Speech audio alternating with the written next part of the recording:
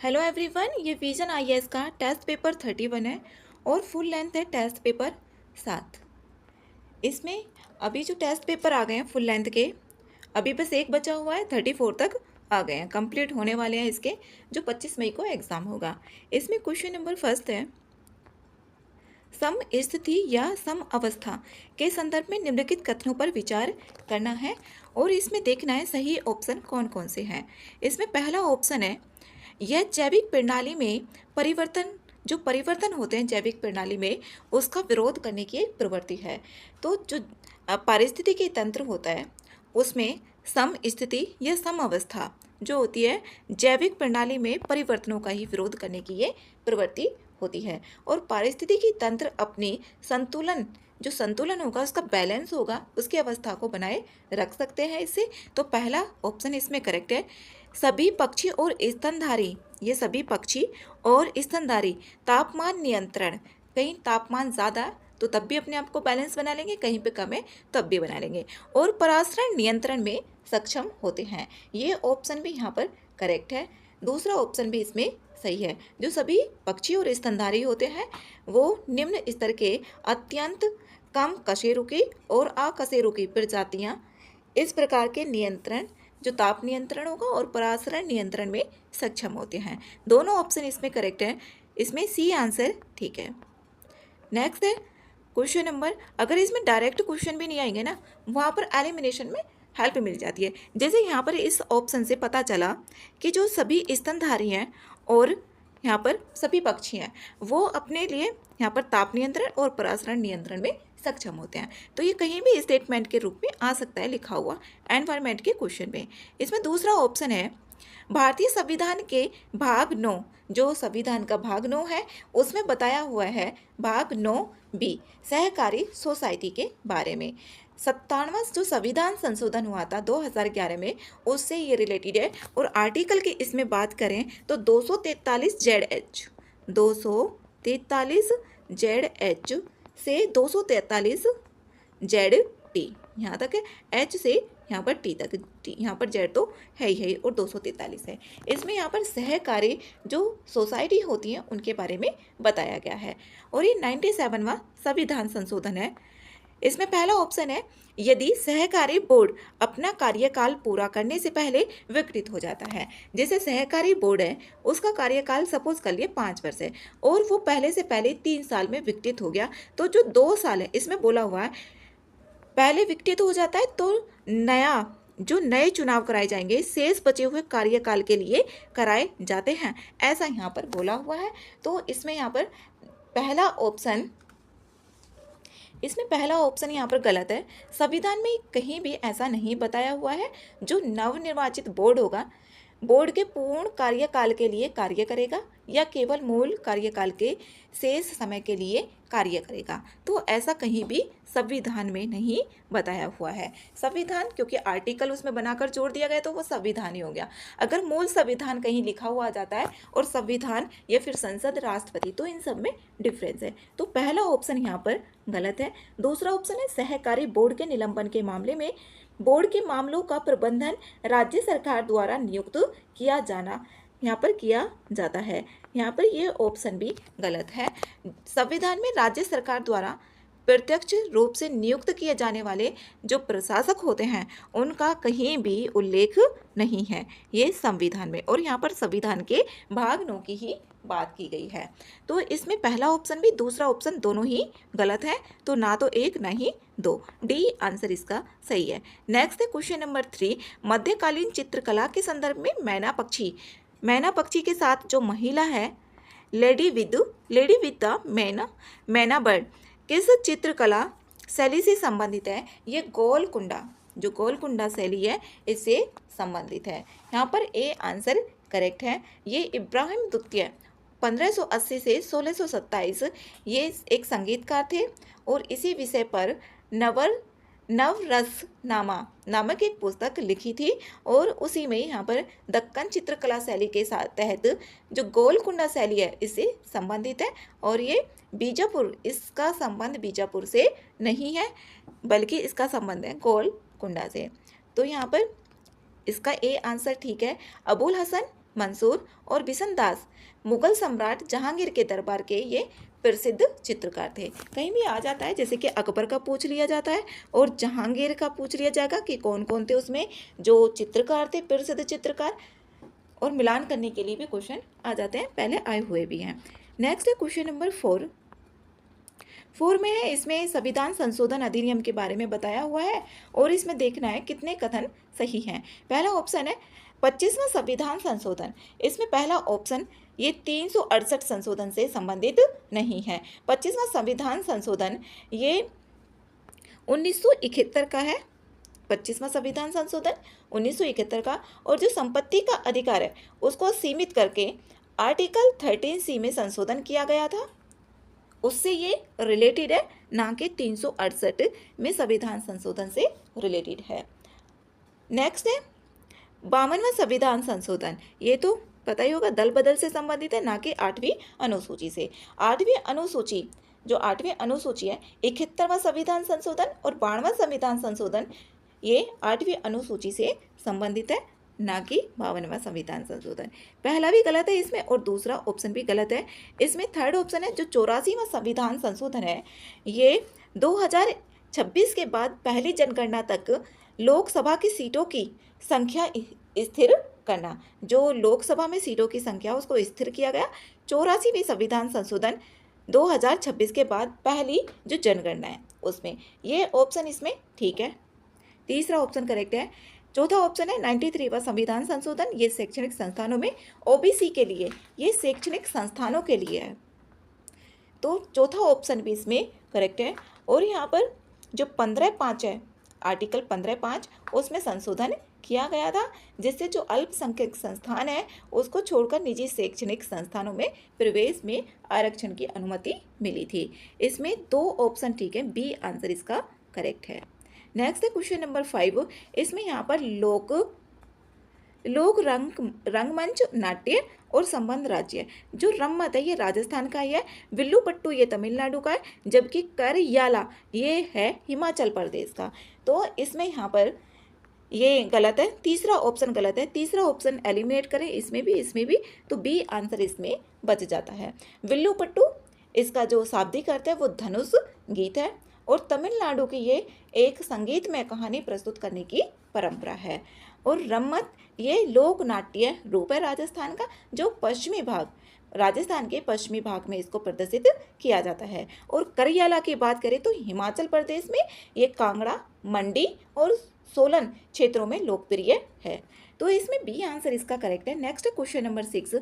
हाल ही में सुर्खियों में रहा डैरियन गैप, ये डैरियन गैप अभी सुर्खियों में रहा था न्यूज़ में, तो ये पनामा और कोलंबिया से रिलेटेड है। बी आंसर इसमें करेक्ट है। जो डैरियन गैप है दक्षिण अमेरिका और जो मध्य अमेरिका है उसके बीच में, और ये एक प्राकृतिक भूमि पुल का निर्माण करता है, जो पनामा उत्तर में और कोलंबिया दक्षिण में इसके बीच में स्थित है, और 160 किलोमीटर सघन जंगल को ये कवर भी करता है। इसमें पूछा जा सकता है लगभग 160 किलोमीटर, पहले भी इस तरीके के क्वेश्चन पूछे हुए हैं। नेक्स्ट है question number 7। Cold desert biosphere reserve के संदर्भ में इसमें देखना है और कितने कथन इसमें सही है उनके बारे में बताना है। पहला है कोल्ड डेजर्ट बायोस्फीयर रिजर्व में तिब्बती मृग, जो तिब्बती मृग है, हिरण है, चीरू पाए जाते हैं। ठीक है, जो कोल्ड डेजर्ट है इसमें पाए जाते हैं। और जो पिन वैली नेशनल पार्क है, इसमें किब्बर वन्यजीव अभ्यारण्य इस बायोस्फीयर रिजर्व के भाग हैं। ये दोनों ही इसके भाग हैं। इस बायोस्फीयर रिजर्व से होकर कोई नदी प्रवाहित नहीं होती है। तीसरा ऑप्शन इसमें गलत है। यहाँ से नुब्रा, जास्कर, सुरु और चांगथांग ये सभी नदियाँ इसमें यहाँ से प्रवाहित होती हैं, तो ये ऑप्शन इसमें गलत है। तीसरा ऑप्शन गलत है, 2 ऑप्शन ठीक है, बी आंसर है। नेक्स्ट है क्वेश्चन नंबर 8। हिमालय और पूर्वी पहाड़ियों के संदर्भ में निम्नलिखित कथनों पर इसमें विचार करना है और देखना है कौन सा ऑप्शन इसमें सही है। पहला है लुसाई पहाड़ियाँ पटकाई बूम और नागा पहाड़ियों के संगम पर स्थित है। इसमें पहला ऑप्शन गलत है। इसमें यहाँ पर दूसरा ऑप्शन है फूलों की घाटी हिमालय की धौलाधर श्रेणी में अवस्थित है। इसमें दूसरा कथन भी गलत है। अब यहाँ पर जो पहला है लुसाई पहाड़ियाँ, पटकाई बम, ये जो पटकाई बम है नागा पहाड़ियाँ, मणिपुर पहाड़ियाँ और दक्षिण में मिजो या लुसाई पहाड़ियों के नाम से जानी जाती है। जो लुसाई पहाड़ियाँ उसको मिजो के नाम से भी जाना जाता है। दूसरा ऑप्शन है फूलों की घाटी हिमालय की धौलाधर। जो फूलों की घाटी है वो उत्तराखंड में स्थित है। धौलाधर पर्वत श्रेणी हिमाचल में स्थित है, तो इससे यहाँ पर गलत हो जाएगा। जो फूलों की घाटी है वो तो उत्तराखंड में पड़ती है, जबकि धौलाधर श्रेणी हिमाचल प्रदेश में। कांगतू चोटी सिक्किम हिमालय में स्थित है। जो कांगतू चोटी है ये नामचा बरवा में है, ना कि यहाँ पर ये सिक्किम में, तो अरुणाचल प्रदेश में हुआ।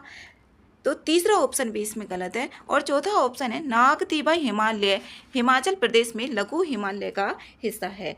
ये हिमालय का हिस्सा नहीं है, इसमें ये भी ऑप्शन गलत है। अब यहाँ पर हिमाचल प्रदेश में धौलाधर और उत्तराखंड में नागतीबा कहा जाता है। ये स्थानीय नाम है किसका? जो हिमालय की तीनों श्रृंखलाएं, पर्वत श्रृंखलाएं, वृहत हिमालय और लघु हिमालय, और ये शिवालिक श्रेणी में फैली हुई है। तो यहाँ पर ये ऑप्शन इसमें गलत है। इसमें चारों ऑप्शन गलत है, कोई भी इसमें सही नहीं है। आठवां इसका डी आंसर होगा डी। नेक्स्ट है क्वेश्चन नंबर 9। भारतीय संविधान की 6ठी अनुसूची के तहत स्वायत्त जिला परिषदों के संदर्भ में निम्नलिखित कथनों पर विचार करना है और इसमें देखना है कौन सा कथन सही है।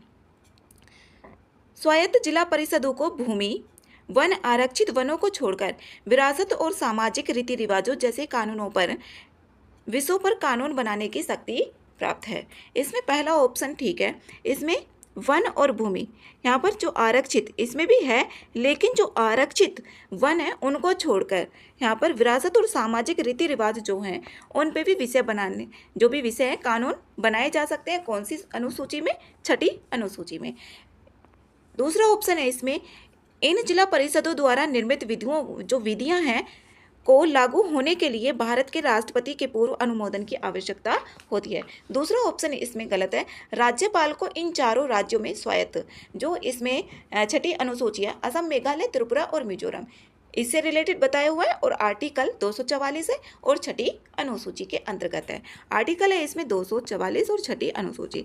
ये भी इसी तरीके से यहाँ से ऑप्शन बन जाते, पहले भी इससे क्वेश्चन आया हुआ है। तो दूसरा ऑप्शन इसमें, पहला तो ठीक है, दूसरा ऑप्शन इसमें गलत है, ये राज्यपाल को है। इसका आंसर ए करेक्ट है। नेक्स्ट है क्वेश्चन नंबर 10 में है निम्नलिखित में से कौन सा तंत्र विस्थानिक जाति उद्भवन को बढ़ावा देता है। जो विस्थानिक जाति उद्भवन है इसमें जो होता है, जो अलग थलग भौगोलिक रूप से जो अलग थलग समूह होते हैं उनको अलग करता है। तो ये बी आंसर इसमें करेक्ट है। ये उसमें एक टॉपिक भी है एनवायरनमेंट में। यहाँ पर जो विस्थानिक जाति उद्भवन है, जाति उद्भवन के सर्वाधिक सामान्य तरीकों में से ये एक है और ये समझती है दो या दो से अधिक जो भौगोलिक रूप से अलग थलग समूह में पृथक्करण करता है। 11 है बायो E3 अर्थव्यवस्था पर्यावरण। यहाँ पर बायो ई जो 3 है इसमें इकोनॉमिक्स, एनवायरनमेंट और एम्प्लॉयमेंट के लिए जैव प्रौद्योगिकी नीति के संदर्भ में निम्नलिखित कथनों पर देखना है और इसमें कौन सा ऑप्शन सही है। इसका उद्देश्य दवा से लेकर, क्योंकि इसमें यहाँ पर पर्यावरण भी आ रहा है, दवा से लेकर सामग्री तक के उत्पादों के उच्च प्रदर्शन वाले विनिर्माण को बढ़ावा दिया जाता है।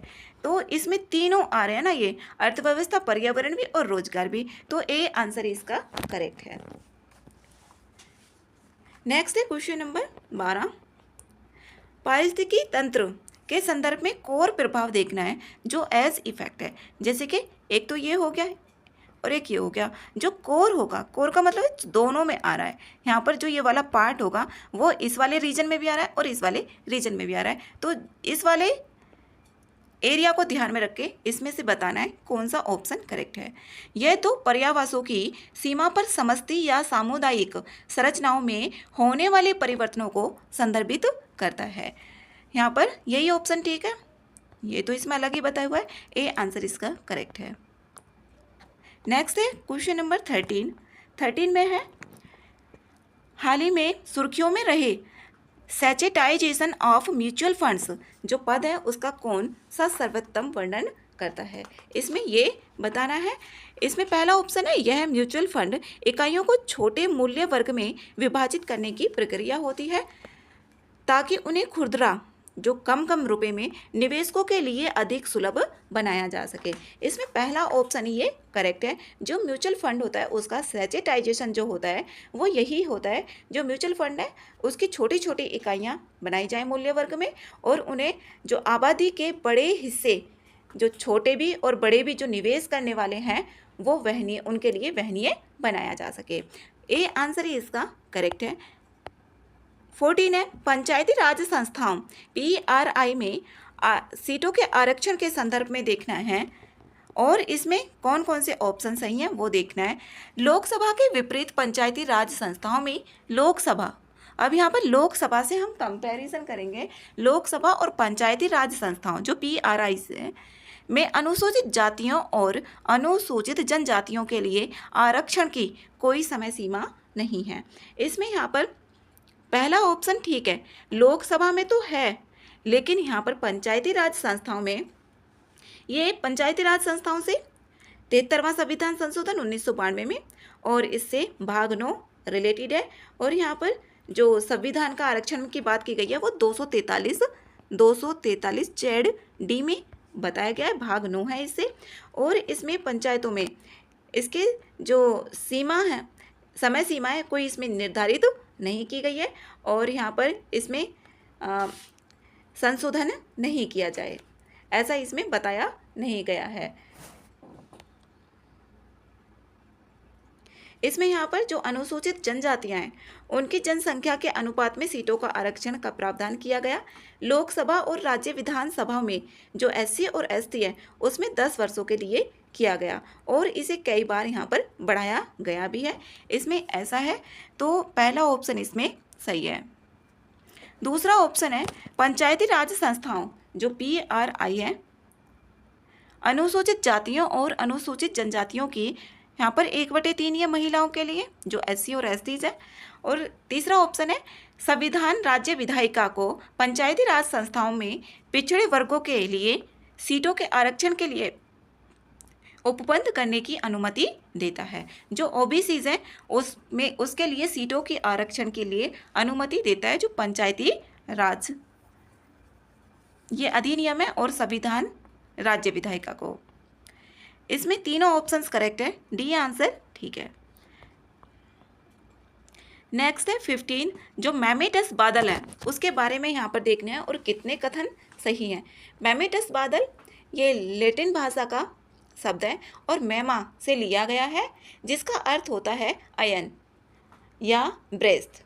ये विशिष्ट बादल संरचनाएं होती हैं और ये थैलीनुमा बादल होते हैं जो उभरे हुए और निचले हिस्से में होते हैं। इसके जो संरचनाएं होंगी सामान्य तौर पर तड़ित झंझा वाले मेघों और विशेष रूप से जो कपासी वर्षी मेघ होते हैं उनसे जुड़ी हुई होती है। तो पहले ऑप्शन में यही बताया हुआ है, कपासी मेघ जो होंगे उनसे ये जुड़ी होंगी इनकी विशेषताएं।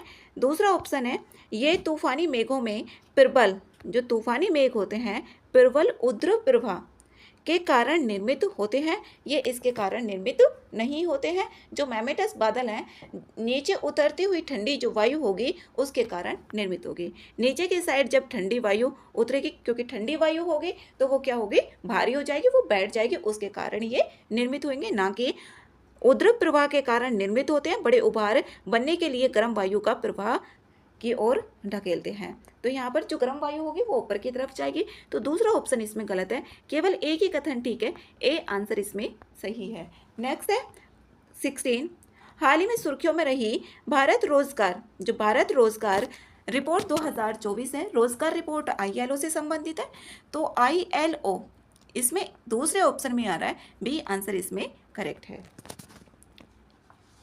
नेक्स्ट है 17 में यहाँ पर बोला हुआ है, इसमें से कैंडल, नॉट एविल और अहिम्या मुख्यतः जो संदर्भित करता है, इसमें कैंडल का मतलब होता है एक हल्का और विज्ञापन मुक्त डार्क वेब सर्च इंजन है ये, और नॉट एविल इसका मतलब है जो लोकप्रिय डार्क वेब सर्च इंजन, और अहिम्या, जो अहिम्या है इसमें भी जो सतही वेब और डार्क वेब दोनों के साथ कार्य करता है। तो ये डार्क वेब सर्च इंजन से रिलेटेड है, बी आंसर इसमें करेक्ट है। जो डार्क वेब है इंटरनेट का एक अदृश्य भाग है जिसे गूगल या बिंग जैसे पारंपरिक सर्च इंजन द्वारा अनुक्रमित नहीं किया जा सकता। नेक्स्ट है 18, भारत में राष्ट्रीय दल। अब राष्ट्रीय दलों से यहाँ से क्वेश्चन आया हुआ है। इसमें यहाँ पर पहला ऑप्शन है, इसमें ऑप्शन भी देखने हैं कौन कौन से ऑप्शन इसमें करेक्ट है। पहला ऑप्शन है इसमें किसी एक दल को एक राष्ट्रीय दल के रूप में मान्यता दिए जाने के लिए विस्तृत जो मानदंड है, यहाँ पर बोला हुआ है विस्तृत मानदंड लोक प्रतिनिधित्व अधिनियम 1951 में उल्लिखित हैं। 1951 का जो जन प्रतिनिधित्व अधिनियम है, इसे भी अलग से पहले क्वेश्चन पूछा हुआ है, शायद 2018 या 19 में आया हुआ है।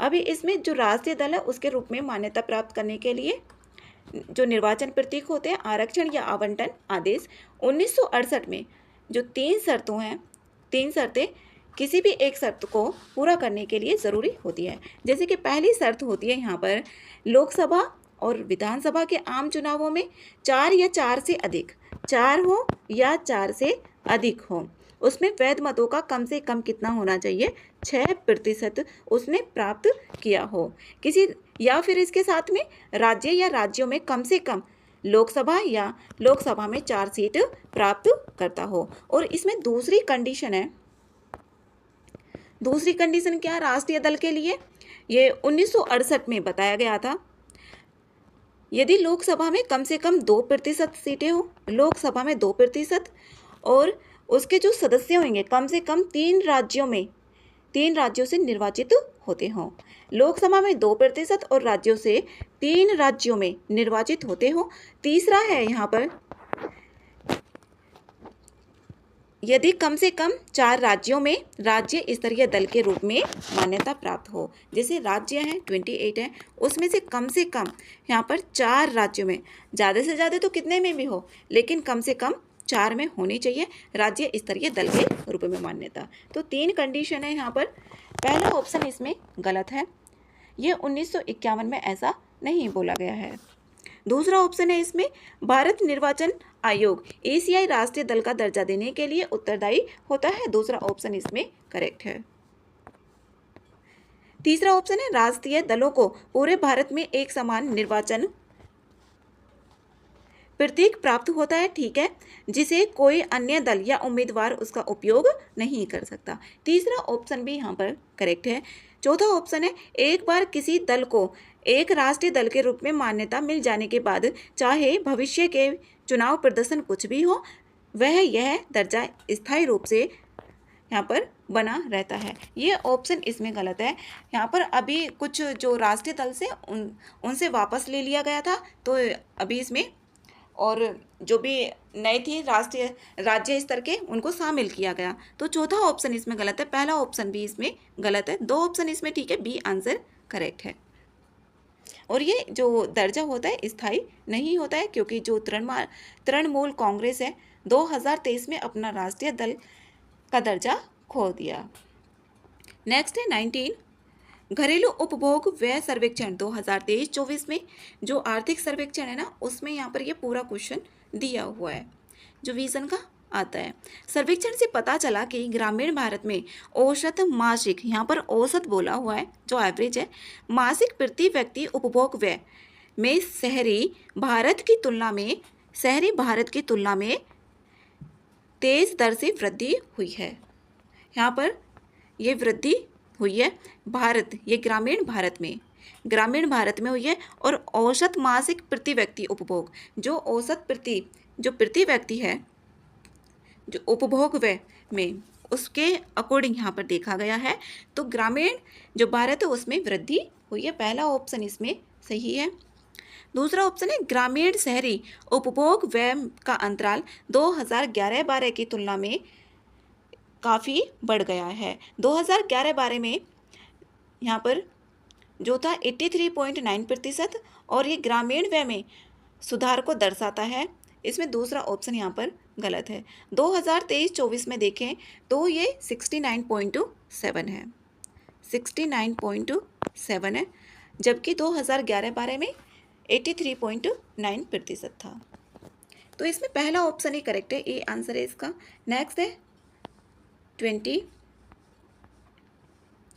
डिजिटल लेन देन की निम्नलिखित विधियों पर विचार करना है। जो डिजिटल लेन देन है, यूपीआई 1, 2, 3 पे सुविधा के अंतर्गत इसमें कौन कौन से आते हैं, इसमें ये बताना है। पहला है इंटरैक्टिव वॉइस रिस्पॉन्स, ये भी है इसमें, ठीक है। जो यूपीआई 1, 2, 3 पे है, यूपीआई ये एनपीसीआई द्वारा प्रस्तुत किया गया था।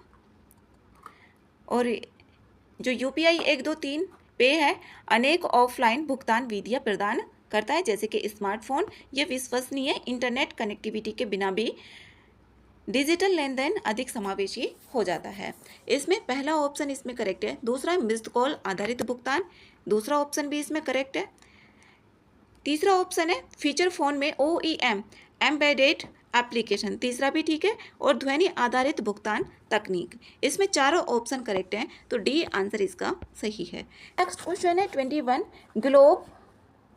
Global operational network of anti corruption law enforcement authorities network के संदर्भ में निम्नलिखित कथनों पर विचार करना है, और इसमें देखना है कौन से कथन सही है। पहला है इसे 2021 में तो शुरू किया गया था, लेकिन UN general assembly special session against corruption के द्वारा स्थापित किया गया था। पहला ऑप्शन इसमें गलत है, तो ये भी गलत हो जाता है। पहला ऑप्शन किस किस में है यहाँ पर, पहला ऑप्शन 2 में है, तो ये भी इनकरेक्ट, ये भी इनकरेक्ट। भारत सहित, या तो दूसरा ऑप्शन होगा इसमें या फिर तीसरा। भारत सहित इसमें 121 मेंबर हैं और भारत इसका मेंबर भी है। तीसरा ऑप्शन है भारत में, अब दूसरा करेक्ट हो गया, तो ये तीसरा ऑप्शन तो गलत ही होगा, तो बी आंसर इसमें करेक्ट है। नेक्स्ट है 22, खान और खनिज विकास और विनियमन MMDR अधिनियम 1957 के संदर्भ में निम्नलिखित कथनों पर विचार करना है। पहला ऑप्शन है अधिनियम सभी खनिजों के लिए खनन पट्टे देने के लिए नीलामी प्रक्रिया को एकमात्र माध्यम बनाने का आदेश देता है। पहला ऑप्शन इसमें गलत है। जो इसकी धारा 10 भी है, यहाँ पर राज्य सरकारों द्वारा जो सभी, यहाँ पर बोला हुआ है सभी खनिजों के लिए, जो गौण खनिज हैं उनके लिए राज्य सरकारों द्वारा इसको विनियमित किया जाता है, जबकि जो प्रमुख खनिज हैं और प्रमुख खनिजों के लिए खनन पट्टों का जो आवंटन किया जाता है उनकी नीलामी प्रक्रिया अनिवार्य हो जाती है। तो इसमें पहला ऑप्शन तो गलत है, क्योंकि यहाँ पर जो गौण खनिज होंगे उनको तो राज्य सरकार के द्वारा, और जो बड़े खनिज होंगे उनकी जो नीलामी होगी उसके लिए अनिवार्य बोला गया है।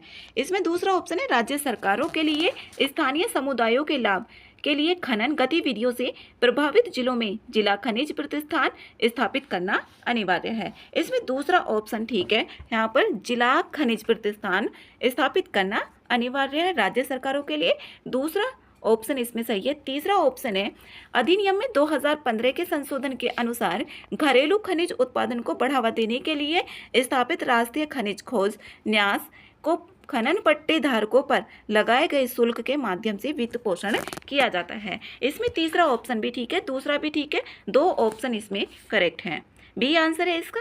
नेक्स्ट है 23, अनुच्छेद 249 के तहत 249 आर्टिकल में ये है कि जो राज्य सूची है उसके विषय होंगे उसमें संसद की शक्ति के संदर्भ में, मतलब जो भी राज्य सूची के विषय हैं, राज्य सरकार बोल सकती है संसद को कि इस पे वो कानून बना दे। आर्टिकल 249 उसी से रिलेटेड है। पहला ऑप्शन है राज्यसभा में अनुच्छेद 249 के तहत संकल्प को उसी बहुमत की आवश्यकता होती है जैसा कि उपराष्ट्रपति को हटाने के लिए आवश्यक होता है। इसमें पहला ऑप्शन यहाँ पर गलत है। इसमें यहाँ पर ऐसा कहीं भी नहीं बोला हुआ है जो उपराष्ट्रपति है। उपराष्ट्रपति आर्टिकल 67 भी है, और इसमें जो तत्कालीन समस्त सदस्य होते हैं उस टाइम पर बहुमत से संकल्प पारित करने की आवश्यकता होती है। प्रभावी बहुमत इसको कहा जाता है। और 249 जो आर्टिकल है इसमें राज्यसभा में केवल उपस्थित और मतदान करने वाले जो सदस्य होंगे उनका 2/3 की आवश्यकता होती है, इसलिए पहला जो ऑप्शन है वो गलत है। इसमें दूसरा ऑप्शन है संसद द्वारा संकल्प में निर्दिष्ट विषय पर बनाई गई एक विधि संकल्प की अवधि के समाप्ति के बाद भी सदैव प्रवृत्त रहती है। अब यहाँ पर जो भी राज्य सरकार ने बोला संसद को उस राज्य सूची पर विषय जो भी है कानून बनाने के लिए, तो यहाँ पर बोला हुआ है जो अवधि उसकी समाप्त हो जाती है, जैसे 2 साल के लिए उसको बनाया गया तो उसकी अवधि समाप्त हो गई, तो क्या वो सदैव प्रवृत्त रहती है, क्या वो सदैव बना रहता है कानून? तो ऐसा नहीं है, राज्य सूची उसमें वो भी संशोधन कर सकती है। तो यहाँ पर दूसरा ऑप्शन भी गलत है। तीसरा ऑप्शन है जब संसद राज्य सूची के एक विषय पर विधि बनाती है तो वह राज्य विधानसभा से इस विषय पर विधि बनाने की शक्ति छीन लेती है। ऐसा कुछ भी नहीं है, बस आर्टिकल 249 के तहत ऐसा बोला गया है कि राज्य सूची पर कानून बना सकती है संसद। तो इसमें कोई सा भी सही नहीं है, डी ऑप्शन इसका सही है। नेक्स्ट है क्वेश्चन नंबर 24।